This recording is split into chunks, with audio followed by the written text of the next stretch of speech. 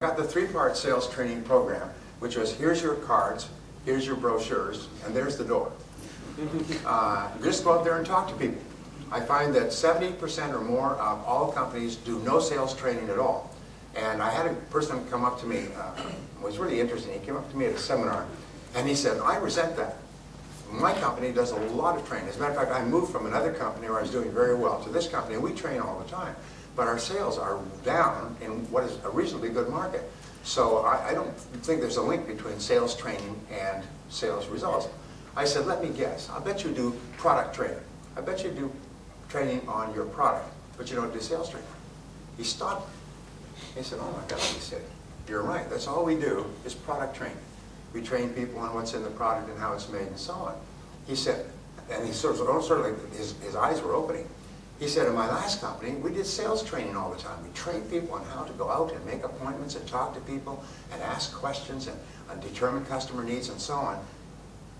And here in this company, we don't do any of that. We just do product training. Oh my God. He said, thank you so much. And he wrote to me about 2 months later. He was a sales manager. He went back in and he stopped the product training. He said, you can do that on your own. And he began to initiate the sales training process that he had learned in his previous work. And his sales for the whole company just took off. And most people don't realize that. Many people in business, many people who own businesses have not been in the field. They've not sold. So they don't understand that sales training is so important. And so anyway, so I got this three-part sales training program. And for about 6 months, I struggled. I was working on straight commission, knocking on doors, knocking on office doors, and selling products from door to door. So I'd knock on doors and they'd say, well, it sounds like very good, let me think it over. And I'd go to the next door, let me think it over. The next door, let me think it over. Let me think about it, let me think it over. I soon had that whole city thinking about it.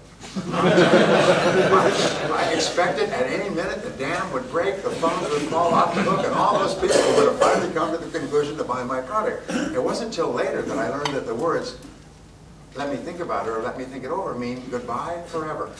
You're a lousy salesman. I'll never see you again or talk to you again. I'll never take your phone calls or your emails or your cover little letters. Is we will never meet again. Goodbye, goodbye. Well, I would go, and I wasn't afraid to work because at least it was clean work. So I'd get up in the morning and someone said, you know, sales is not a sales business, it's a rejection business. So the more you get rejected, the more sales you'll make. So go out there every day and get hammered. So I would go out and I would start, first of all, at 8 o'clock and then at 7:30.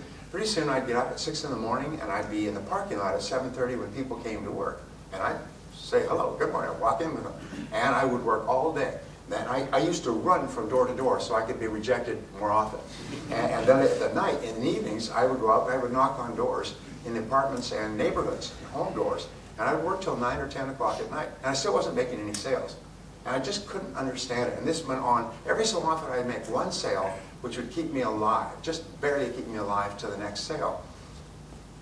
After about 6 months, I noticed there was one guy in our office. His name was Pete.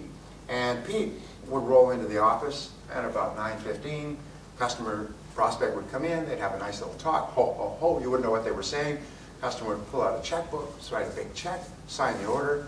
Pete would go out, make a couple of additional calls in the morning, have lunch with another prospect, make a sale, make more sales in the afternoon. Pete was earning 10 times as much as anybody in our company, and he wasn't even working very hard. Here I was just hammering away and barely surviving. And Pete always had a pocket full of money, went to great restaurants.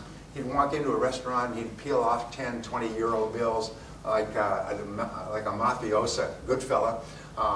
People would always give him the best tables. When Pete said, anybody want to go for lunch? Oh, you want to get close to Pete? Because Pete could pay. You couldn't pay. Remember those days?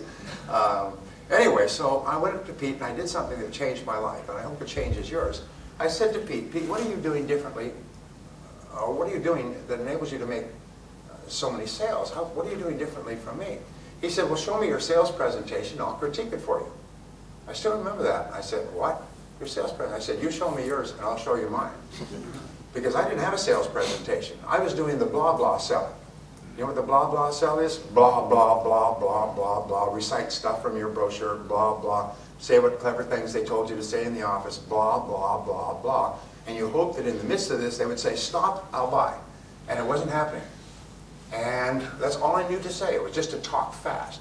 You know, we say in Ireland, you have the gift of the gab. So I would talk faster, and if the customer started to lose interest, I talk a little faster or louder. They started to look at their watch, I talk a little faster and louder, and pretty soon they say, well, let me think about it. And I'd be back out into the street. And I said, so this is what I'm doing. He said, no, that's not how you sell. He said, selling is a logical and orderly process. And it has 7 parts to it, and if you follow the parts in sequence, sales come out the other end. It's almost like a production line. And if you don't, you don't. And the sales don't happen. It's just, it has nothing to do with you as a person. So he showed me, and he took out a piece of paper. He said, let me show you a typical presentation.